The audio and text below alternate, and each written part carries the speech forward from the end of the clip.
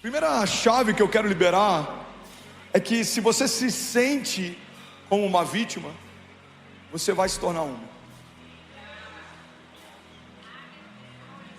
Se você se sente como uma vítima, você vai se tornar uma. Biblicamente, pastor, qual é o respaldo? Provérbios 23, 7. Assim como o homem pensa, ele é. Irmão, tem muita gente que há muito tempo coloca a culpa da falta de frutos, ou de sucesso, ou de romper, ou de alegria, em qualquer outra coisa, a não ser na sua responsabilidade de assumir o protagonismo da sua própria história. É muito mais fácil a gente endemonizar problemas do que assumir que pode ser um problema de caráter. É muito mais fácil a gente dizer que o inferno está furioso do que assumir que talvez a gente não esteja fazendo o que já deveria ter feito. Alguém está comigo? Diga amém. Eu lembro que eu preguei aqui há alguns meses atrás uma mensagem, o que fazer depois de uma palavra profética. Eu falei que quando recebemos de Deus uma palavra, Deus está nos dando uma direção. Quando ouvimos de Deus a segunda vez a mesma palavra, Deus está nos dando uma confirmação. Mas se você já ouviu de Deus 4 ou 5 vezes a mesma palavra, é porque provavelmente você já deveria estar vivendo o que você ainda está ouvindo. Cara, Deus me ama tanto. Por quê? Tem 10 anos que Ele me fala a mesma promessa. Que demais, né? Não, irmão. Ele está te relembrando algo que Ele já comunicou, mas porque você ainda não se posicionou, é só uma promessa. Promessas falam a respeito de um tempo futuro, mas esse futuro precisa um dia chegar. Tem muita gente que não está vivendo as promessas que já deveria estar vivendo, porque não assume o protagonismo da sua própria história. Sabe, a religião, ela tornou pejorativo alguns termos que na verdade são extremamente importantes para romper. Um deles é intencionalidade. Por muito tempo eu acreditava que ser intencional era algo ruim. Vamos te ver, linda. Ser intencional significa ser alguém que maquina coisas, alguém que tem estratégia demais. Então quando alguém usava o termo intencionalidade, eu já fechava o meu coração. Quando na verdade ser intencional significa fazer com intenção o que se faz. Quando ofertamos debaixo de um princípio de honra, como a pastora Lola ministrou, estamos sendo intencionais. Por que você não pega o que sobrou do teu dinheiro e joga numa sacola? Por que a gente pega com temor e entrega com zelo? Porque intencionalmente estamos ofertando ao Senhor. Por que a gente não vem de qualquer jeito só para servir numa escala? Porque alguém colocou o nosso nome, a gente tem que vir. Porque entendemos que quando servimos, não servimos para receber, nós servimos porque já recebemos. Intencionalmente eu vim honrar ao Deus da minha salvação, o Deus que me tirou de um lugar e me trouxe para um outro lugar. Um Deus que me transportou do império das trevas para o reino do seu Filho amado. Jesus diz: o meu Pai ama quem dá com alegria. Isso é intenção, é intencional. Todas as vezes que fizerem isso, façam em memória de mim. Intencionalidade.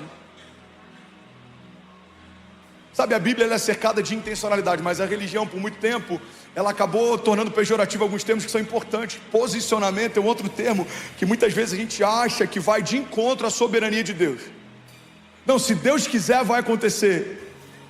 Ele quer, tanto que Ele te prometeu. Se Ele prometeu é porque faz parte da vontade dEle. Toda promessa de Deus é uma expressão da sua vontade. Alguém está comigo aqui? Diga amém. Quando Deus faz uma promessa, Ele está expressando qual é a sua vontade, qual é o seu intuito. A palavra de Deus diz: Ele não é homem para que minta, nem filho do homem para que se arrependa. Acaso Deus prometeria algo que não tem o intuito de cumprir? Então se Deus te prometeu algo, a vontade dEle é cumprir. Então a gente tem que parar de ficar nesse lugar de se Deus quiser vai acontecer. Não, irmão, Ele quer, tanto que Ele te prometeu. Agora você precisa estar no lugar que Deus te chamou para estar, para que Deus possa cumprir o que Deus disse que vai cumprir. Alguém comigo aqui? Diga amém. Tem uma frase do Erwin McManus que eu amo. Ele diz que Quando nós estamos fora da vontade de Deus, estamos em perigo. Mas quando estamos vivendo a vontade de Deus, nos tornamos perigosos. É para esse lugar que a igreja foi chamada. É por isso que toda revolução política e social que não tem princípios ligados ao cristianismo, a primeira coisa que tenta fazer é abafar a voz, a autoridade, a autonomia, o governo, o poder da igreja. Por quê? Porque quando estamos vivendo a vontade de Deus, irmão, nos tornamos perigosos. Governos foram destituídos, reinos começaram e cessaram, revoluções sociais iniciaram e pararam, mas a igreja de Jesus continua poderosa, gloriosa, triunfante, avançando. Nada parou a igreja. Quando estamos vivendo a vontade de Deus, nos tornamos perigosos.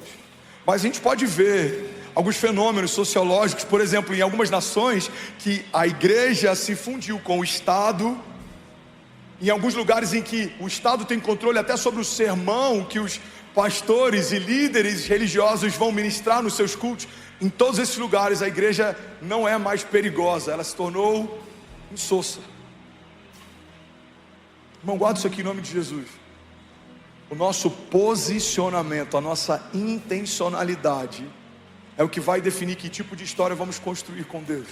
Porque a vontade de Deus sempre vai ser curar o enfermo, libertar o cativo, vai ser alcançar todos os povos, mas nós precisamos assumir o protagonismo na construção da nossa.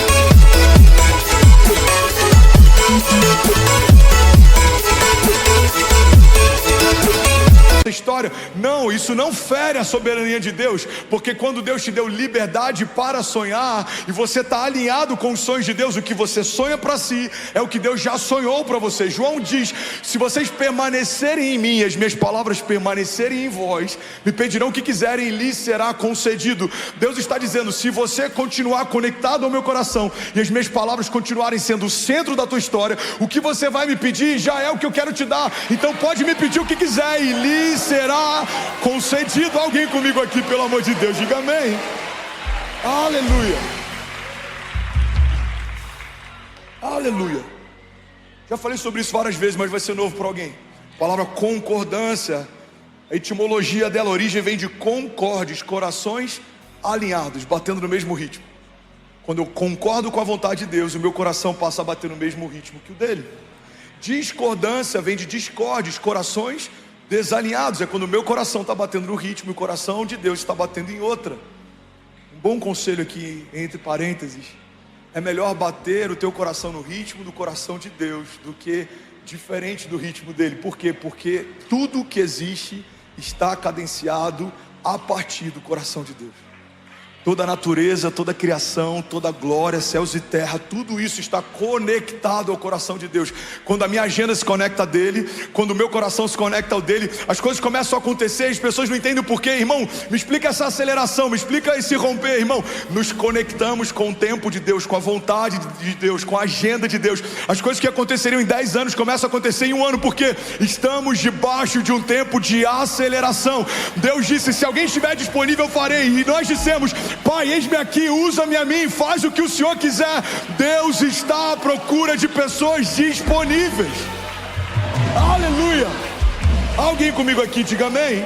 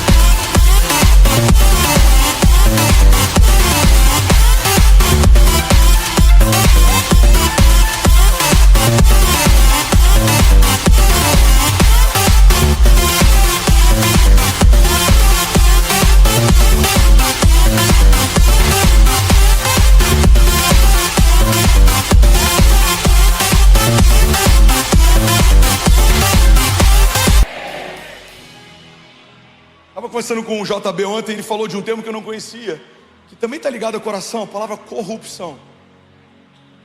Corrupção é a ruptura do coração.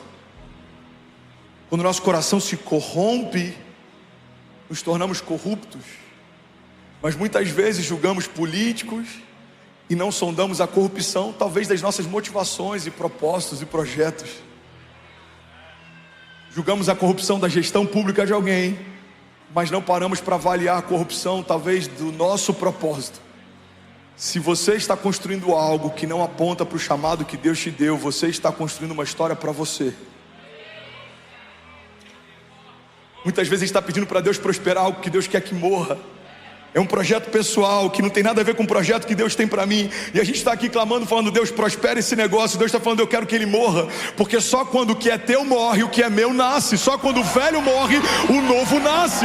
Você precisa abrir mão da tua vontade para viver a vontade de Deus. Aleluia! Tudo bom? Você acabou de assistir uma mensagem aqui do nosso canal. Eu tenho certeza que ela te edificou e que ela vai gerar algo novo em você. E a gente separou mais 2 vídeos. Eu quero deixar essas indicações aqui para você continuar queimando com Jesus. E eu quero muito te fazer um pedido também. Se essa mensagem te edificou, comenta aqui embaixo, segue o canal, me ajuda a compartilhar para que mais pessoas sejam tocadas também. Deus te abençoe.